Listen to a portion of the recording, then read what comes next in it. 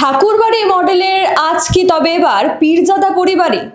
কারণ ইতিমধ্যেই খবরের শিরোনামে এসেছে কাসেম সিদ্দিকীকে তৃণমূল কংগ্রেস দলের রাজ্য সম্পাদকের দায়িত্ব দিয়েছে। এটা কি তৃণমূল কংগ্রেসের সংখ্যালঘু ভোট ব্যাঙ্কে যে ভাঙন, সেই ভাঙনের ক্ষত পূরণেরই চেষ্টা? এ নিয়ে আজকে আমরা আলোচনা করব। আমার সঙ্গে রয়েছে আমার সহকর্মী পঞ্চানন। দাদা, যে বিষয়টা কাসেম সিদ্দিকীকে রাজ্য সম্পাদকের পদে একেবারে আনা হলো, অথচ কাসেম সিদ্দিকীকে যে তৃণমূল কংগ্রেসে যোগ দিয়েছেন সেটার কোনো মানে সরাসরি প্রমাণ এখনো পর্যন্ত দেখা যায়নি। কি কারণে কাসেম সিদ্দিকীকে তৃণমূল কংগ্রেস নিল, বা কাসেম সিদ্দিকী বা কেন জয়েন করলো, এবং কেন তাকে রাজ্য সম্পাদকের পদে আনা হলো? দেখো, এটা খুব ইন্টারেস্টিং। এই প্রথমবার আমরা দেখলাম যে এমন একটা জয়েনিং হলো, সেখানে কোনো মিডিয়া বাইট হলো না, প্রেস কনফারেন্স হলো না। জেনারেলি আমরা দেখি বিজেপি থেকে কেউ তৃণমূলে গেলে, তৃণমূল থেকে কেউ বিজেপিতে গেলে বড় বড় সব নেতারা থাকে, পতাকা হাতে দেয়, কত 4-5 থেকে কয়েকজন জয় বাংলা চিৎকার করে, তৃণমূল কংগ্রেস জিন্দাবাদ বলে, তারপর সে জয়েন করে। কিন্তু কাসেম সিদ্দিকী এক্ষেত্রে হলো না। এবং কাসেম সিদ্দিকীর সাথে আমরা দেখেছিলাম যে গত মার্চে মমতা বন্দ্যোপাধ্যায় ফুরফুরা শরীফে গিয়েছিলেন। সেখানে অন্যান্য পীরজাদারা থাকলেও নওশাদ সিদ্দিকী, আব্বাস সিদ্দিকী এরা ছিলেন না, কাসেম সিদ্দিকী ছিলেন। এবং তারপর আমরা দেখলাম পার্ক সার্কাসে কাসেম সিদ্দিকীর সাথে মমতা বন্দ্যোপাধ্যায় ইফতার পার্টিতে যোগ দিলেন। সেই সময় থেকে একটা গুঞ্জন শোনা যাচ্ছিল যে নওশাদ সিদ্দিকী কি তাহলে তৃণমূলে যোগ দেবেন, নাকি কাসেম সিদ্দিকী তৃণমূলে যোগ দেবেন, ফুরফুরার সমীকরণ কি হতে চলেছে, সব মিলে গুঞ্জন ছিল। এবং সেই গুঞ্জনকে বলতে পারো মান্যতা দিয়েই নওশাদ নয়, বরং কাসেম সিদ্দিকী তৃণমূলে যোগ দিলেন এবং তাকে তৃণমূলের রাজ্য সাধারণ সম্পাদক করে দেওয়া হলো হঠাৎ করে একটা মানুষ। যাই হোক, মজার ব্যাপার হচ্ছে, ধরো পশ্চিমবঙ্গে তৃণমূলের তো অন্যান্য অনেকগুলো সংখ্যালঘু মুখ আছে, যেমন শওকত মোল্লা আছে। যদি ধর্মীয় নেতা বলি, তাহলে দীর্ঘদিন ধরে জামায়াতে উলেমায়ে হিন্দের নেতা সিদ্দিকুল্লাহ চৌধুরী আছে। কিন্তু তাদের কাউকে না করা হয়ে এমন একজনকে নিয়ে আসা হলো সাধারণ সম্পাদকের পদে, যার কোনো রাজনৈতিক সংগঠন করার অভিজ্ঞতাই নেই, বরং ধর্মীয় সংগঠন করার অভিজ্ঞতা আছে। এটা একটু অন্যরকম বলা যেতে পারে। এই কাসেম সিদ্দিকী, একটা গুঞ্জন শোনা যাচ্ছে যে নওশাদ সিদ্দিকীর বিপক্ষে কাসেম সিদ্দিকীকে দাঁড় করানো হতে পারে ভোটে, এবং তৃণমূলের একাংশ তাদের অর্থাৎ অন্তর্দ্বন্দ্ব যে এটা আরও একবার বেড়ে গেল এই ঘটনাতে, এটা তো একেবারে পরিষ্কার। হ্যাঁ, অন্তর্দ্বন্দ্ব তৃণমূলে তো জন্মলগ্ন থেকে অন্তর্দ্বন্দ্ব আছে। 2013 সালেই তো শোনা যাচ্ছিল যে নতুন দল গঠন হবে। তো তৃণমূলে অন্তর্দ্বন্দ্ব জীবিত বর্তমান সবসময় চলবে। যে ধরো কুণাল ঘোষ দেবকে গালাগাল করবে, সেই কুণাল ঘোষ কি দেবের প্রচার করতে যাবে? এগুলো তো মদন মিত্রের সাথে কুণাল ঘোষের ঝামেলা। এই ধরো কিছুদিন আগে আমরা দেখেছিলাম কল্যাণ বন্দ্যোপাধ্যায়কে নিয়ে তৃণমূলের দলের ছেলেরাই দেওয়ালে লিখেছিল, মাতাল তোমায় জানতে হবে, আগামীকে মানতে হবে। তো সেই আগামীকে উনিও মেনে নিয়েছে, আর আগামীরাও ওনাকে আবার একদিন মেনে নিয়েছে। সুতরাং এইসব ছোটোখাটো ব্যাপার। কিন্তু কাসেম সিদ্দিকীকে দলে এনেছে বলে হঠাৎ করে সিদ্দিকুল্লাহ চৌধুরী বা শওকত মোল্লারা খুব বিদ্রোহী হয়ে মমতা বন্দ্যোপাধ্যায়ের বিরুদ্ধে কথা বলবেন, এসব হবে না। মমতা বন্দ্যোপাধ্যায় এসব জেনে বুঝেই রাজনীতি করেন। তবে এটা ঠিক যে, যেটা নওশাদও কদিন আগে, যেদিনকে কাসেম সিদ্দিকী যোগ দিল, সেদিনকে বললো যে শওকত মোল্লা আমার বিরুদ্ধে রোজ রোজ গালাগাল দেয়, আর শওকত মোল্লাকে কোনো পদ না দিয়ে হঠাৎ করে কাসেম সিদ্দিকী পদ দিয়ে দেওয়া হলো। এটা বেশ মজার। যাই হোক, এটা হলো। এবং তুমি যেটা বললে যে নওশাদের এগেনস্টে দাঁড় করানো হবে, আমার মনে হয় না দাঁড় করানো হবে। কারণ ভাঙড়ে তৃণমূল এখনও নিজের মাটি তৈরি করতে পারেনি, যেটা নওশাদ করে ফেলেছে। নওশাদকে কিন্তু, এটা ঠিক কথা, আব্বাস সিদ্দিকী দলটা তৈরি করেছিল, আব্বাস সিদ্দিকী প্রচার করেছিল। আব্বাস সিদ্দিকীকে ভাইজান বলতে পশ্চিমবঙ্গের সংখ্যালঘু ভাই বোনেরা অজ্ঞান ছিল সেই সময়। কিন্তু নওশাদ সিদ্দিকী নিজের জায়গা তৈরি করে ফেলেছে এই কয়েক বছরে। জেল যাত্রা তার মধ্যে একটা বড় পার্ট। ফলত নওশাদের সংখ্যালঘু নেতা হিসেবে কিংবা সংখ্যালঘু নেতার বাইরে বেরিয়েও নওশাদের একটা দারুণ জনপ্রিয়তা আছে, কম বয়সীদের মধ্যে বিরাট জনপ্রিয়তা আছে, আর ভাঙড়ের মানুষের কাছে তো ডেফিনেটলি ওর জনপ্রিয়তা আছে, সংগঠনও খুব ভালো। সুতরাং ভাঙড়ে ওর এগেনস্টে, নওশাদের এগেনস্টে কাসেম সিদ্দিকীকে দাঁড় করাবে না মমতা, বরং শোনা যাচ্ছে যে বসিরহাট কেন্দ্র তাকে দেওয়া হতে পারে। তো বসিরহাটে দাঁড়াতে পারে কাসেম সিদ্দিকী। কাসেম সিদ্দিকীকে রাজ্য সম্পাদক করা বা কাসেম সিদ্দিকীকে তৃণমূল কংগ্রেসে নেওয়া, এটা কি এই সংখ্যালঘু ভোটে যে একটা ভাঙন দেখা দিয়েছিল সেটারই ক্ষতপূরণের চেষ্টা? কাসেম সিদ্দিকী, তোমার এই প্রশ্নের উত্তর দিতে গিয়ে, কাসেম সিদ্দিকীর একটু আগেই আমি একটা বাইট দেখলাম, জার্নালিস্টদেরকে দিয়েছে যোগ দেওয়ার পরে ফুরফুরাতে দাঁড়িয়ে। সে বলছে যে আমার তৃণমূল কংগ্রেসে বা রাজনীতিতে আসার মূল কারণ হচ্ছে আমি সংখ্যালঘু মানুষদের ভালো করব আর ফুরফুরার ডেভেলপমেন্ট করব। দেখো, তৃণমূল কংগ্রেস তো একটা সেকুলার দল। বিজেপি যেরকম ক্লিয়ার করে দেয় যে আমাদের লড়াইটা 70%-এর জন্য, পশ্চিমবঙ্গে 70% মানুষের জন্য আমার লড়াই, হিন্দুত্ববাদের লড়াই, হিন্দুদের জন্য লড়াই। কিন্তু তৃণমূল তো কোথাও ক্লিয়ার করেনি কোনোদিন যে আমাদের দলটা ইসলামিক দল, ইসলামিক সংগঠন, যেরকম MIM ক্লিয়ার করে দেয় প্রায় অলমোস্ট, কিন্তু ওরা তো ক্লিয়ার করেনি। তাহলে তৃণমূল কংগ্রেসের একজন রাজ্য সাধারণ সম্পাদক কি করে বলে আমি শুধুমাত্র কাজ করব সংখ্যালঘুদের জন্য, আমি কেন কাজ করতে যাব ফুরফুরার জন্য? এটা তো হতে পারে না। তো ফলত এইখানে এটা খুব স্পষ্ট যে বিজেপি যেটা চাইছে মমতা বন্দ্যোপাধ্যায় সেটাকেই প্রশ্রয় দিচ্ছে। আমি বলছি না পশ্চিমবঙ্গে ধর্মীয় রাজনীতির জন্মদাতা মমতা বন্দ্যোপাধ্যায়, ডেফিনেটলি এর জন্মদাতা বিজেপি। সেই বাবরি মসজিদ ভাঙার পর থেকে ভারতবর্ষের যে ট্রেন্ড ধর্মীয় রাজনীতি, সেই ট্রেন্ডটা বহন করছে পশ্চিমবঙ্গ বিজেপি নেতাদের হাত ধরে। কিন্তু মমতা বন্দ্যোপাধ্যায়ের প্রশ্রয়ে বিজেপি নেতারা এটা করতে পারছে।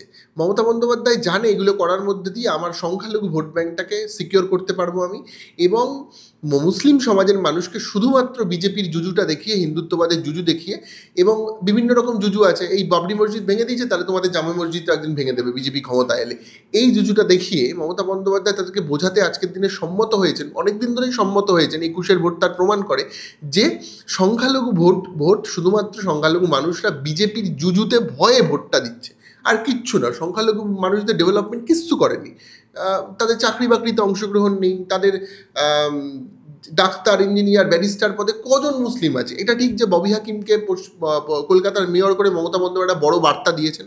তার আগে যাই বলো না কেন, বাম কংগ্রেস অনেকদিন ক্ষমতায় ছিল, কোনোদিন কোনো মুসলিম মুখে পশ্চিমবঙ্গ কলকাতার মেয়র করতে পারেনি। এটা ববি হাকিমকে করে, এটা বিরাট বড় একটা স্টেপ।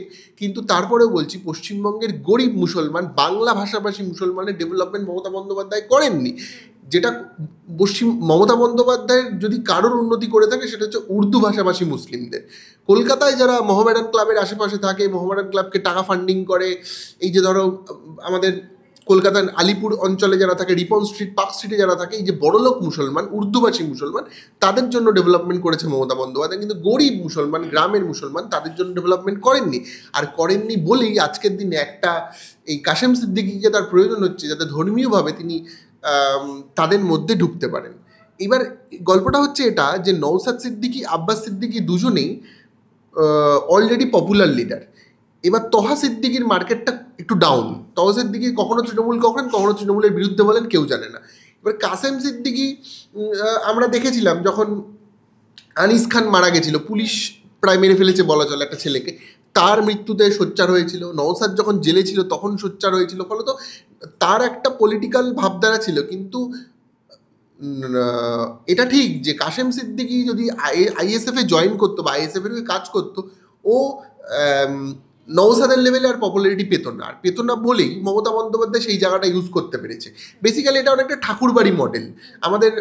আমরা যেরকম বনগাঁয় দেখেছি, যেরকম শান্তনু ঠাকুর মমতাওয়ালা ঠাকুরকে দুভাগ করে দিয়ে ঠাকুরবাড়িটা আজকের দিনে তৃণমূল বিজেপিতে বিভক্ত হয়ে গেছে, সিমিলারলি এইখানেও এই বিভক্ত হওয়া রাজনীতিটা মমতা বন্দ্যোপাধ্যায় করতে পারলেন। এবার ফুরফুরের ভেতরে তিনি যেটা গোয়েন্দাগিরি চালাতে পারবেন বলে মনে করা হচ্ছে, যে ফুরফুরাটা বলতে প্রায় কিছুদিনের জন্য মমতার হাত থেকে বেরিয়ে গেছিল।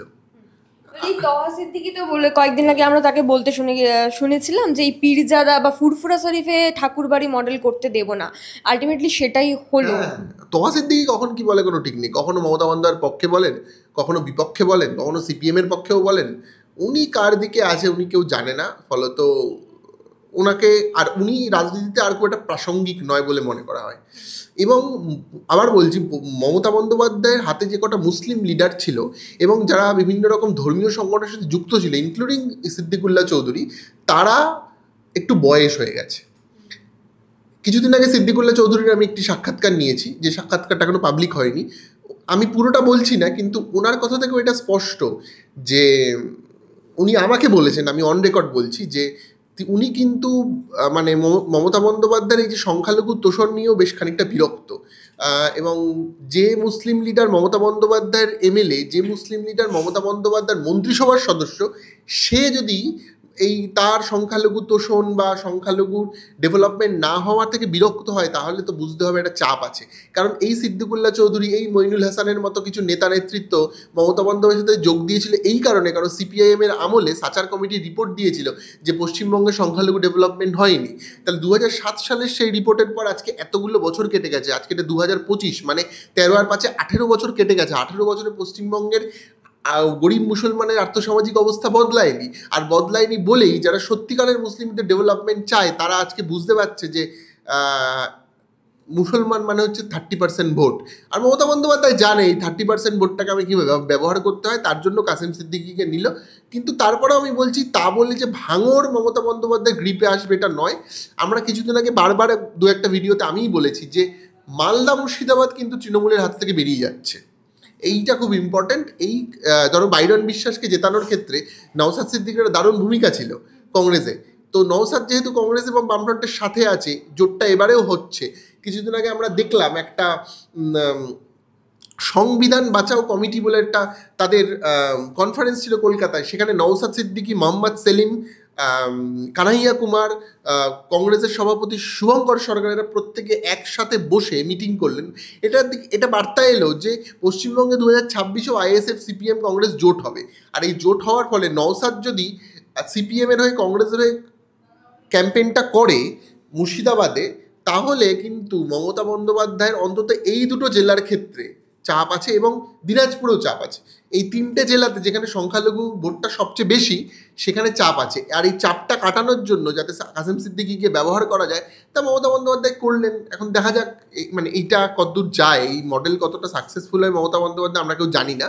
কিন্তু উনি মানে যেন তেন প্রকারে 26-এ মাইনরিটি ভোটকে নিজের দিকে 30%ই করতে হবে, এইটা উনি চাইছেন। এবং আরেকটা আমরা জানি যে তৃণমূল খুব একটা বিরোধী রাখতে চায় না। পশ্চিমবঙ্গে বিরোধী আবার কি, যা আছে সব দখল করতে, হ্যাঁ যা আছে সব আমাদের, 242 242 42 42 সব পঞ্চায়েত আমাদের, সব মিউনিসিপ্যালিটি আমাদের। বিরোধী আবার কি, এই যে একটা মোটে বিরোধী আইএসএফ মুসলিম বিধায়ক রয়েছে, এইটাও তো ভাঙতে হবে, এই ভোটটাকেও তো আমাদের দিকে নিতে হবে। মানে কোনো রকম মানে ফাঁক ফোকর রাখা যাবে না। ফলত তার জন্য কাসেম সিদ্দিকী, এটা কার্যত স্পষ্ট যে ভাঙড়ে আইএসএফ কে ভাঙা, সেটা থেকেও বেশি যেটা মূল লক্ষ্য যে কাসেম সিদ্দিকীকে দলে নেওয়া, তার একটাই কারণ সংখ্যালঘু ভোট যেটা একটু টলমলো হয়ে গিয়েছিল সেটাকে মজবুত করা।